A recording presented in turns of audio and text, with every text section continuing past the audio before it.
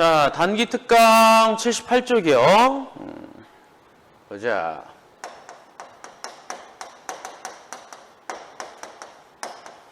자, 단기 특강 78쪽에는 앙부일구 나와요. 아마 여러분들 본 적이 있을 거야. 앙부일구라고 하는 거를 지금까지 살면서 한두 번은 본 적이 있을 겁니다. 자, 그거에 대한 이야기를 하는 건데, 기술 지문이에요. 조금 까다롭기도 하고요. 잘 보세요. 앙부일구는 조선 세종 때 처음으로 만들어진 해시계이다. 첫 문장부터 보고 갑시다. 앙부일구는 조선 세종 때 처음으로 만든 해시계래요. 그러니까 여러분들 이런 글을 읽을 때 그냥 뭐 별 생각 없이 읽어도 큰 관계는 없지만 조금 더 의미 있게 읽어본다고 한다면 잘 봐. 어쨌든 앙부일구는 뭐죠? 어쨌든 앙부일구는 해시계란 말이에요. 해시계는 해시계야. 해시계인데 앞에 단서가 있어요. 조선 세종 때 처음으로 만든 해시계이다. 잠깐만 얘들아 그 블라인드 좀 내리고 올게요.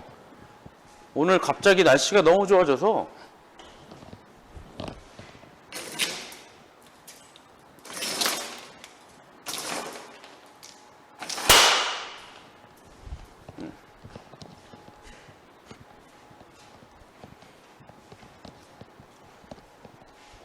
비슷한데?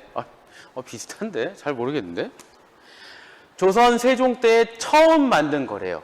그러니까 처음 만들었다는 이야기에서 여러분들이 좀 신경을 써야 됩니다. 자, 뭐냐면 봐봐. 첫 번째, 앙부일구는 조선 세종 때 처음으로 만든 해시계이다. 이 처음이 해시계랑 관계 있는 거라면 그럼 이렇게 볼 수 있죠. 조선 세종 때 이전에는 해시계가 없었는가? 이런 질문 가능하죠. 그러니까 처음 만든 해시계이다 이렇게 초점 맞출 수 있는 거 아니냐? 처음 만든 해시계이다. 근데 또 다른 질문 가능합니다. 두 번째, 만약에 있었다면 그렇다면 이 앙부일구는 처음 만든 거라고 하는 거를 이거를 이쪽으로 수식을 한다면 처음이면 뒤에도 뭔가 줄줄줄 나온다는 이야기 아니냐? 그러니까 앙부일구는 딱 한 개짜리 고유명사를 이야기하는 것이냐 아니면 앙부일구가 여러 개가 있는데 그 중에 가장 맨 처음에 나온 게 세종대왕 때인 것이냐 이런 식으로도 여러분들이 질문이 가능한 겁니다.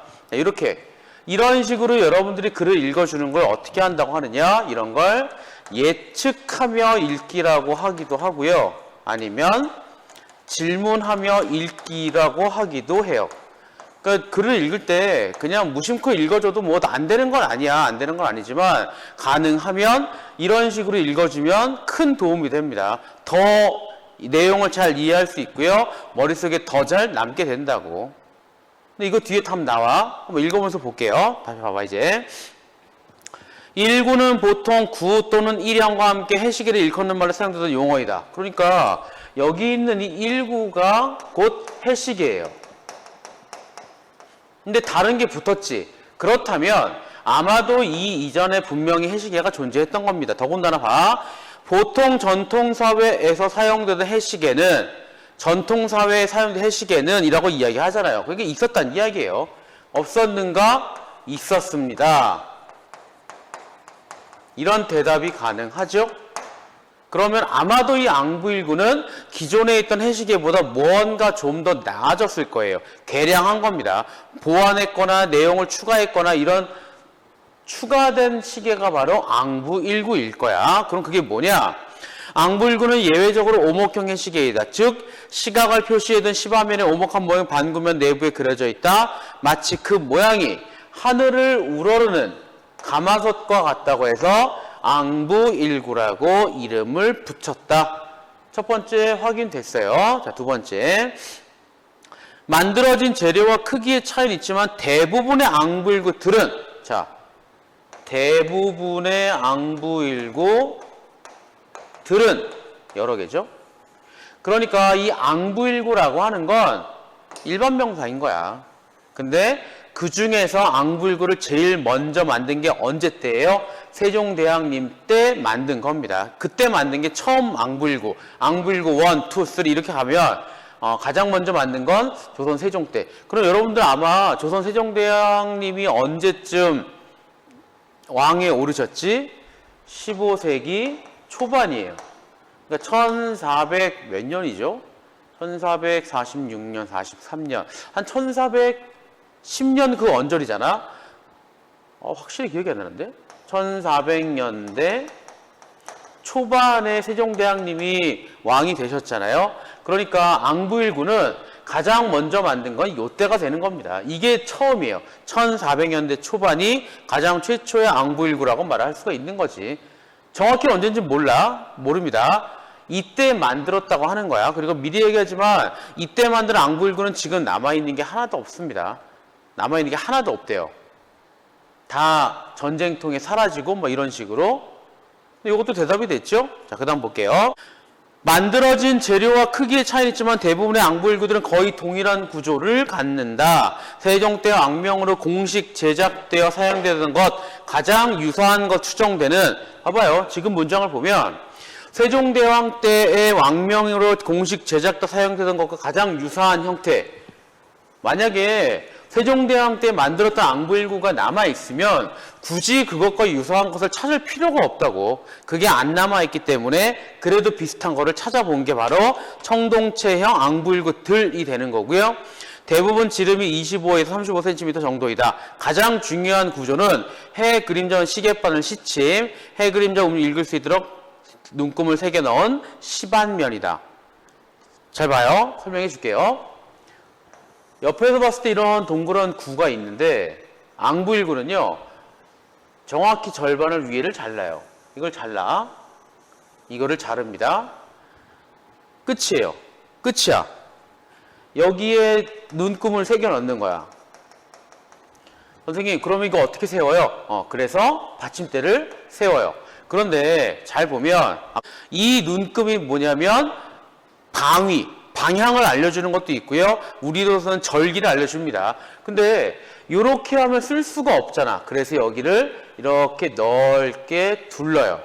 그래서 여기다가 절기라거나 방위라거나 이런 걸 써줍니다. 그리고 시침은 어떻게 되어 있느냐? 시침은요. 이쪽이 남쪽이니까 이게 정확히 위치가 이쯤 될 거야. 이렇게 해서 이렇게 여기까지 올 수 있도록. 위치는 조금 다를 수 있지만 눈금은 정 가운데 있어야 돼. 이게 바로 시침, 이게 다 시반면. 그리고 이제 본문 봐. 시반면은 둥그런 구를 정확히 반으로 자른 반구형 오목한 면에 눈금을 새겨 넣은 것이고요. 반구형의 시반면 주둥이, 이게 헷갈리잖아요. 여기가 바로 시반면의 주둥이에요. 들어가는 입구잖아. 여기를 평평한 걸로 둘러 쳤다. 이유는 뭐래요? 이거 너무 작구나. 크게 다시 설명합시다. 이게 시반면, 이게 시침. 시침은 정 가운데로 가야 돼. 그래야 그림자 갔을 때 이렇게 비출 수 있거든요. 해가 이렇게 오면 이렇게 비추기도 하고, 이게 낮으면 안 돼요. 정 가운데 와야 되고요. 이게 시반면, 이게 시침. 그리고 책에 있는 시반면의 주둥이가 바로 여기입니다. 시반면의 입구잖아요. 시반면의 주둥이는 눈금과 글자를 새길 수 있도록 윗면을 적당한 넓이로 수평하게 둘러쳤다. 이렇게 둘러치겠지? 이건 지금 평면이니까 좀 애매할 수 있는데 이게 바로 시반면을 주둥이를 둘러친 걸 이야기하는 거예요. 이 시반면의 주둥이 바깥쪽에는 15도 간격으로 12지 8간 4궤를 혼합해서 24방위를 방향을 새겨 넣었다. 자원은 남북을, 묘유는 동서를 가리킨다. 자, 이거 좀 볼게요. 설명 좀 쭉 합시다. 위에서 본 해시계는 이런 형태가 돼요. 그렇잖아? 동그랗다고 칠게요. 그러면 지금 이 해시계는 방위를 표시를 해야 돼요. 그럼 네 방이라고 하면 이쪽이 보통은 북쪽, 남쪽, 동쪽, 서쪽이잖아요. 동서남북이니까. 이게 가장 중요한 거잖아. 그 다음에 이거를 만약에 12개로 쪼갠다고 치면 요렇게 30도 간격으로 하면 되죠. 이런 식으로. 그래서 맨 처음에는 12개를 활용해서 방위를 표현합니다. 근데 우리나 뭐 중국이나 다 아시안 비슷하긴 한데 12개를 가리키는 가장 적당한 그런 부류의 용어들이 뭐가 있죠? 그게 바로 12지예요.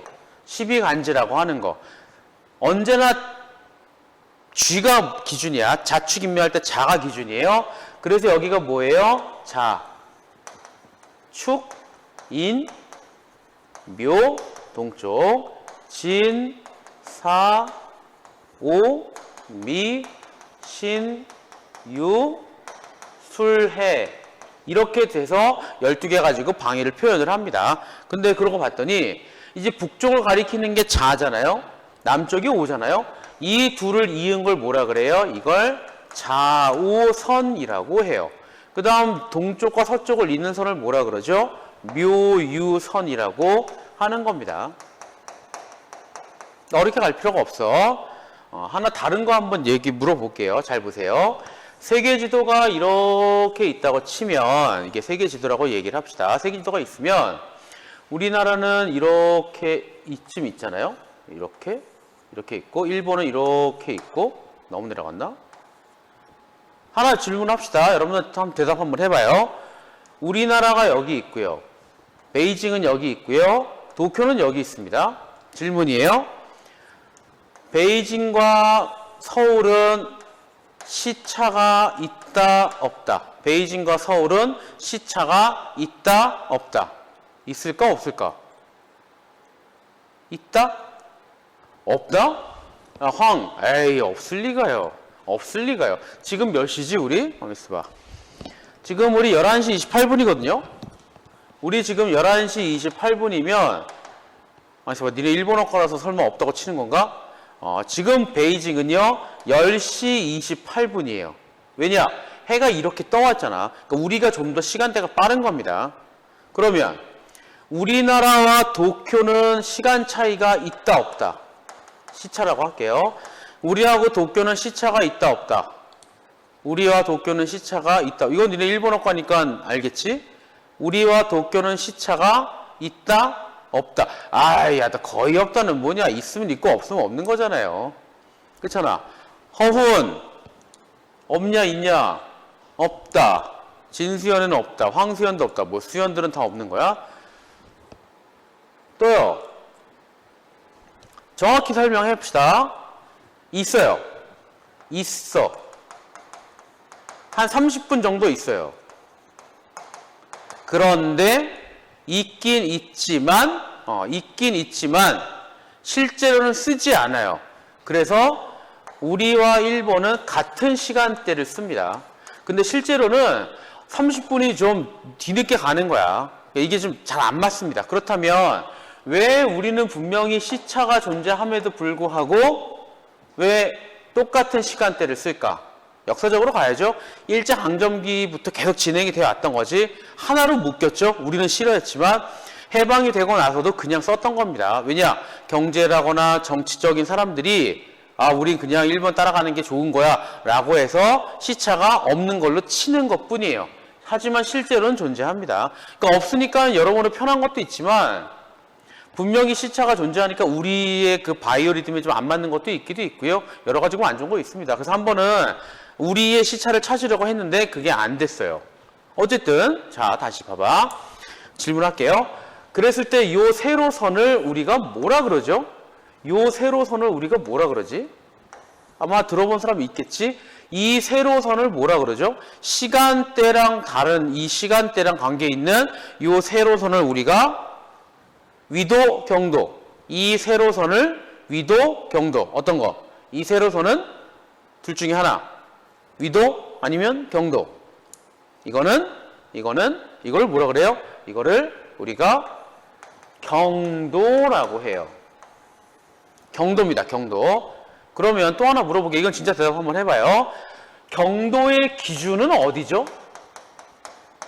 경도 영도가 어디예요? 경도 영도 지점. 이쯤 어디야? 여기 어디 있어요? 점점점 해가지고 여기겠구나. 여기 어디가 경도 영도예요. 그리니치 천문대라고 하는 게 어디 있죠? 런던 근교에 그리니치 천문대가 있지? 그게 경도 영도입니다. 마지막 질문이에요. 경도 영도를 다른 말로 뭐라고 할까요? 여러분들 위도 영도는 뭐라 그러죠? 위도 영도? 위도 영도는 우리가 적도라고 하죠. 이쿼터라고 하는 거.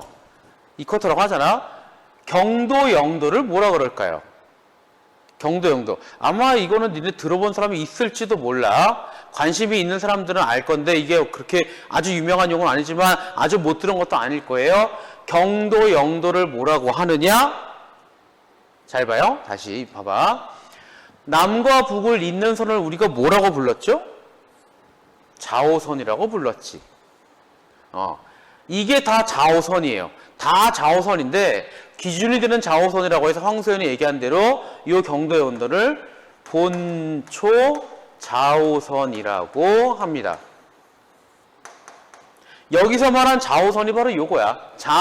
좌오선이에요. 들어본 적이 있었다면 왜 좌오선이라고 하지? 읽어보면 돼요. 선생님 그러면 혹시 이 적도도 본초 묘유선이라고 하면 안 돼요? 되기는 돼요.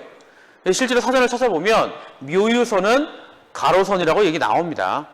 그래서 좌오선, 묘유선은 그렇게 설명하면 되고요.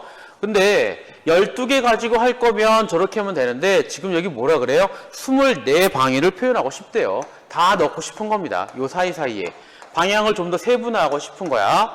그래서 책에는 뭐라고 나왔죠? 8간과 4궤를 혼합했다. 무슨 얘기냐면 들어본 적 있을 거예요. 갑질한다, 나는 을이야, 나는 을만도 못한 병이야, 정이야 이런 얘기를 하는 거. 보통 우리가 말하는 10간은 갑을, 병, 정, 무기, 경신, 임계라고 하는 갑을, 병. 이걸 10간이라고 하거든요. 여기서 2개를 빼요. 그래서 8간이에요. 어디에 채워 넣냐면 여기에 채워 넣습니다. 처음부터는 아니고요. 여기가 갑, 을, 병, 정 이런 식으로 채워 넣는 거고요. 그럼 또 이게 해봤자 이렇게 하면 20개잖아요. 4개가 더 필요하잖아. 그래서 뭐가 나오냐면 이것도 들어본 적 있을 거야. 우리 태극기를 그릴 때 이렇게 있고요. 건, 곤, 감, 리. 근데 원래 태극기는 이게 8개 있었잖아. 그 8개라고 이야기 하잖아요. 거기서 4개를 따옵니다. 건, 손, 감, 곤. 이렇게 4개를 따와요. 그래서 여기 채워 넣어요. 건, 손 이런 식으로. 그래서 24방위를 잘 표현을 했더라. 선생님 이게 왜 필요한데요? 방향을 읽어야지. 해시계를 놓고서 이게 어느 쪽인지 이게 어느 쪽인지 정확히 방위를 읽어야 되기 때문에 아까 보여준 이런 식으로 여기에 잔뜩 써놓는 겁니다. 써놓는 거야. 더 크게 볼까요? 봐봐. 이거 잘 안 보인다. 이걸로 보여줄게. 다 지우고 보여줄게요. 이런 거 보이죠? 이런 거. 여기 병 있다, 병.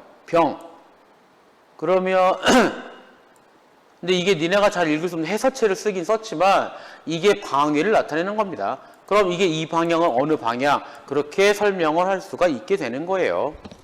여기까지 이해가 아주 어려운 건 아니죠? 자, 이제부터 얘기하는 거 조금 더 헷갈릴 거예요. 잘 들읍시다. 잘 들으세요. 이거 진짜 어려운 거 다음 시간에 할 거야. 오늘은 적당히 어려운 것까지 할 거예요. 그리고 이거 헷갈릴 것 같아서 그리고 어려운 내용이기도 해가지고요. 당연히 이것도 올릴 거니까 나중에 복습을 좀 합시다. 이 지문이요. 수능 때 나왔던 거야. 그래서 니네 선배들은 진짜 머리 아팠습니다. 왜? 지금 읽은 것만 해도 이해가 쉽지 않거든요. 근데 이제 세 번째 단락부터는 앙부일부의 구조 같은 거 나오고 읽는 법이 나오기 때문에 더 헷갈린다고. 잘 들으세요. 시침은 자, 지금 하는 거는 그대로 묶어. 시침은 묶어요.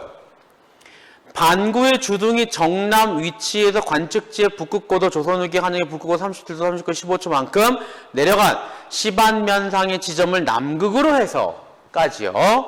쫙 묶어. 남극으로 해서 까지 묶어요. 묶은 다음에 북극을 가리 향하도록 박혀 있다. 북극을 향하도록 박혀 있다 라고 돼 있죠. 이게 무슨 얘기냐면 잘 봐. 해시계가 이렇게 있어요. 그래서 이쪽이 자, 이쪽이 오, 이쪽이 묘, 이쪽이 유예요. 시침은요. 시침은 정확히 가운데를 가리켜야 되거든. 이게 시침이야. 이 시침은 어디를 향해야 되느냐? 무조건 북극을 향해야 돼요. 북극성입니다. 북극성. 저 시침은 무조건 북극성을 향해야 돼요. 왜 북극성을 향해야 되느냐? 북극성을 향해서 북쪽을 향하고 정확히 측정을 해야만이 시간을 정확히 읽을 수 있습니다. 무슨 얘기냐면 지구가 이렇게 있고 이게 적도라고 칠게요. 우리는 이쯤 있고 여기가 러시아 모스크바, 여기는 북극 노스폴이라고 할게요. 그러면 해가 이렇게 뜨잖아. 해가 이렇게 있잖아요. 그러면 해를 바라보는 각도가 다 다르다고. 그러니까 해를 바라보는 각도를 명확히 판단을 해야만이 해가 그림자를 만들었을 때 그 그림자를 이용해서 정확히 시간을 읽을 수 있는 겁니다. 그러니까 언제나 시침은 북극을 향하도록 해야 되고요. 움직이면 안 돼요. 기껏 만들어 놨는데 해시계가 뒤틀린다. 그럼 시간을 읽을 수 없다고. 그래서 어떻게 돼요? 박혀 있다예요. 고정 형태입니다. 고정이야. 고정된 걸로 가야 돼요. 자, 이제 봐봐. 그러면 시침은 북극을 향하도록 해야 되는데 이 북극을 정확히 가리켜야 돼요. 시침이 북극을 정확히 가리키려면 뭐가 필요해요? 관측지의 북극 고도도 정확해야 돼요. 이게 정확해야 이게 정확한 거고요. 이게 정확히 가리켜야 시간 측정도 정확해지는 겁니다. 그래서 관측지의 북극 고도를 정확히 측정하는 게 굉장히 중요한 겁니다. 근데 이제 니네 책 봐봐. 니네 책이 뭐라고 써 있냐면요. 조선 후기의 관측 고도는 뭐라고 돼 있어요? 37도 39분 15초라고 돼 있죠? 이게 기준이에요. 이게 정확히 판단이 돼야 이거에 맞게 해시계를 조절을 한다고. 이게 중요한데 여기 뭐라고 써 있어요? 조선 후기래요.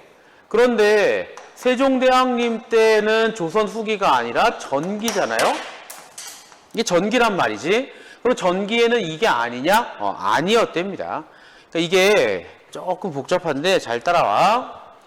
정확히 얘기합시다. 조선 후기가 아니라 1713년에 정확히 실측을 해요. 실제로 측정을 해. 그게 37도 39분 15초예요. 근데 그 이전에 그러면 어떤 북극 고도를 썼느냐? 이때는 37도 37분 20초를 썼대요. 선생님, 별 차이가 없는데요? 별 차이가 없어 보이지만 생각보다 차이가 있습니다. 봐봐. 한강이 이렇게 흘러가요. 그 이쪽이 고양시라고 여러분들 이해를 합시다. 그래서 여러분들 고양시 많이 살잖아? 이렇게 뭐가 있죠? 이게 호수공원이에요. 아마 여러분들 알 거야. 일산 사람들은. 호수공원에 보면 한 이쯤에 뭐가 있냐면 꽃 전시관이 있어요. 가본 사람 있을 거야. 이 선이 바로 이게 37도 39분 15초예요. 그러면 37도 37분 20초는 어디쯤이냐? 한 이쯤 될 거야. 이쯤 되는데 여기 뭐가 있냐면 김포 사우동 신일 아파트. 나중에 한번 찾아봐요. 아니면 바로 옆에 뭐가 있냐면 KT 지사가 있는데 김포 KT 지사가 있어요. 이게 이 선이 37도 37분 20초쯤 돼요. 거리가 꽤 됩니다. 생각보다 가깝지 않아요. 그래서 정확히 측정을 한 건 언제부터냐? 1713년부터입니다. 이런 것도 알아두면 나쁜 건 없어요. 그러면 그 이전에 정확히 안 쟀느냐? 아니, 정확히 쟀는데, 1713년에, 이때 조선 후기잖아요? 슬슬 서양에서 여러 가지 천문법이 들어옵니다. 그래서 서양의 천문법을 가지고 쟀더니 이렇게 나온 거예요. 근데 얘보다는 이게 좀 더 정확하다고 하는데, 뭐 비슷한 거기도 사실이기도 하고. 자, 이제 봐. 해시계에는 언제나 관측 고도를 써야 된대요. 그래서 북극 고도. 어떤 해시계에는 37도 39분 15초가 써 있고, 어떤 해시계에는 37, 20이 써 있는 거야. 그러면 하나 물어볼게요. 퀴즈 한번 내도록 합시다. 잘 보세요. 내가 어떤 해시계를 발견을 했어요. 근데 그 해시계에는 북극의 고도가 37도 39분 15초라고 써 있단 말이지. 그러면 이 해시계는 물어볼게요. 1713년 이전에 만들어진 거예요? 이후에 만들어진 거예요? 이 해시계에 써 있는 관측 고도는 37, 39분 15초가 써 있단 말이야. 그러면 이 해시계는 1713년을 기준으로 할 때 이전에 만들어요? 이후에 만들어요? 이렇게 써 있으니까 적어도 이거 측정 이후라는 거 알 수가 있죠. 그래서 이 해시계는 1713년 이후에 만들어졌다는 걸 알 수가 있다고. 그쵸? 자, 그 다음에 또 봐. 내가 만약에 어떤 해시계를 발견을 했단 말이야. 거기는 37도 37분 20초가 써 있어요. 그럼 얘는 언제 만들어진 거예요? 1713년 이전에 만들어진 해시계가 되는 겁니다. 그래서 이거를 보고서 해시계가 만들어진 시기를 대략적으로 파악할 수 있게 돼요. 요거 가지고 하는 거야. 다 써 있다고. 참고로 얘기하면요. 고려시대 때는 관측지의 북극 고도를 37도 5분 정도로 했대요. 선생님, 차이가 심한데요? 이렇게 차이가 나요? 50초 되겠다, 50분. 50분. 이 정도 되는데, 50분 될 거야? 그러면 이게 왜 되느냐? 고려시대 때는 개성이기 때문이야. 조선은 어디죠? 조선은 한양이니까. 좀 내려오죠? 그런 것도 감안하면 돼요. 그래서 지금 이야기한 게 거기 보자. 북극을 향하도록 박혀 있다까지 이야기를 했던 거고요. 시침의 끝부분은 뾰족한 바늘 모양으로 정확히 구의 정중앙, 반구 주둥이 중심에 위치한다. 자, 이게 무슨 얘기냐면 다시 지울게요. 잘 기억해놔. 자, 이 시침은요. 여기를 가리켜야 돼요. 그러니까 이게 위에서 본 거고요. 만약에 옆에서 본 거면 이렇게 돼 있잖아. 이렇게 돼 있잖아요. 여기를 가리켜야 돼요. 그러니까 위에서 보면 정확히 가운데, 그 다음에 옆에서 보아도 정확히 가운데, 시침은 거기에 위치를 해야 됩니다. 그게 중요한 거야. 시반면에는 절기선과 시각선이 새겨져 있는데 시침은 좌우선을 오시 정초각 0분으로 해서 묘시 유시까지 나타난 시간을 잴 수 있는 경선 근 것이다. 무슨 얘기냐면 잘 보세요. 아까 세계지도 얘기할 때 경도선은 뭘 얘기해요? 이거는 시차를 알려주는 거고요. 위도선은 뭘 알려주죠? 이거는 그냥 높낮이를 얘기하는 거잖아. 근데 잘 봐. 묘시는요. 자시는 23시에서 01시예요. 그리고 오시는 11시에서 1시고요. 얘는 새벽 5시에서 아침 7시고 유시는 오후 5시에서 7시까지입니다. 그러면 우리가 해시계로 잴 수 있는 거는요. 이때부터 이때까지밖에 안 돼요. 왜냐? 해가 뜬 거는 그때밖에 안 되잖아. 그렇잖아? 그래서 우리가 잴 수 있는 건 묘시부터 유시까지밖에 안 되는데 아까 얘기했지만 이 경도선이 시간을 재는 거잖아요. 그래서 어떻게 해시계는 표현이 되어 있느냐? 봐봐. 기준은 남극이에요. 묘, 진, 사, 오, 미, 신, 유 이렇게 선을 그어요. 이렇게 선을 긋습니다. 근데 그러다가 이제 태양이 이렇게 그림자를 비추잖아요. 그림자를 얘를 지나서 그림자가 얘를 가리킨다. 그럼 뭐예요? 아까 진사오미 신유라 그랬잖아. 만약에 그림자가 여기를 가리키면 이거는 진시가 되는 거예요. 근데 만약에 그림자가 이렇게 쫙 해서 여기를 가리켰다. 그럼 이거는 신시가 되는 겁니다. 그쵸? 보여줄게요. 잘 봐. 이거 말고 더 확실한 거 보여줄게. 눈에 띄는 거. 봐봐요. 아니, 더 확실한 거. 봐봐. 여기 잘 보면 시침이 이렇게 돼 있잖아요. 그리고 여기 선 이렇게 있지.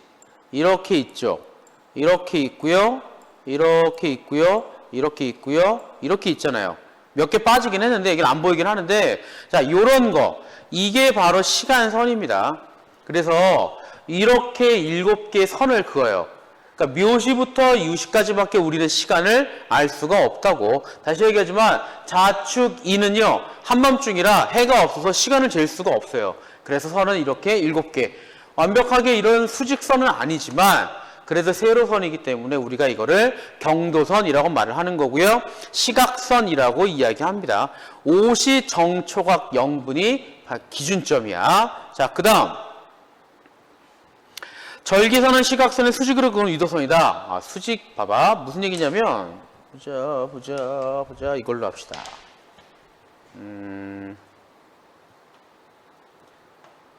기준선이 있어요.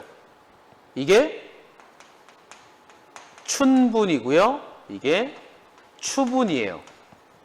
이 지점이 춘분과 추분이에요. 예를 들면 어떤 날 내가 해시계를 봤더니 해시계 그림자가 쫙 해가지고요.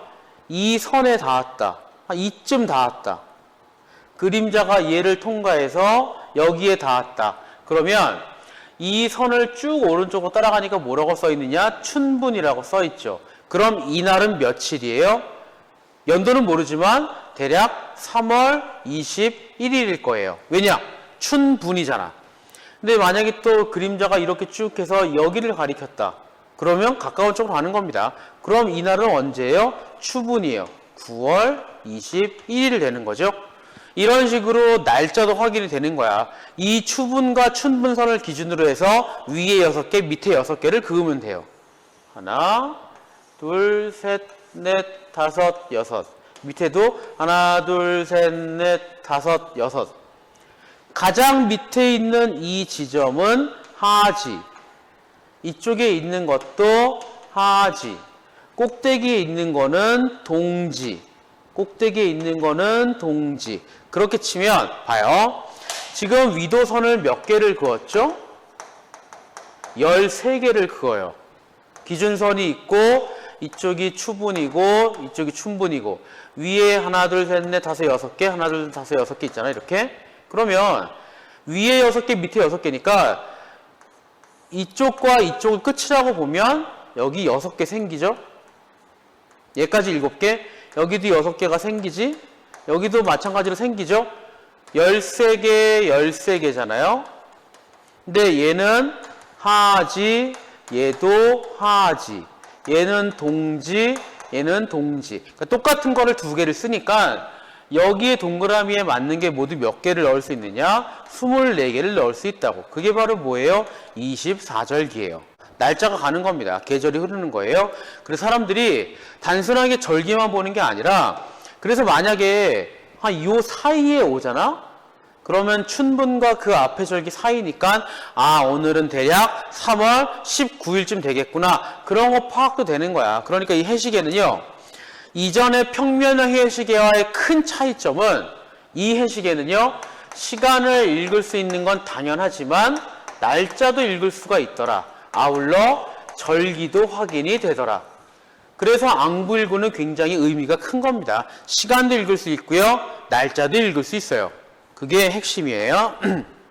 그 다음에 이 절기선들이 끝나는 10안면의 주등 24절기를 섞어 놓았다. 그런데 앙부일구에 새겨진 시각 눈금은 현재 시간 사뭇 다르다. 많이 달라요. 여기 보면 다시 보여줄게요. 이걸로 읽어야 되는데 이게 지금하고 되게 다릅니다.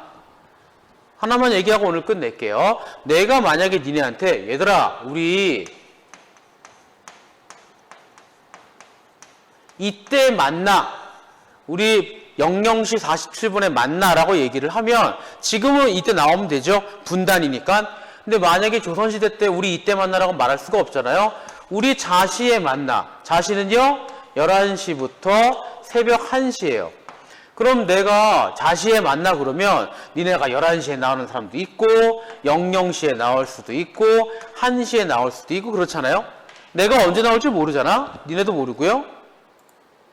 그래서 좀 더 세분화할 필요가 있어서 시각 눈금을 만들어 놓은 건데, 자, 그 얘기는 우리 다음 시간에 하도록 할게요. 오늘은 구조까지 했다고 칠게.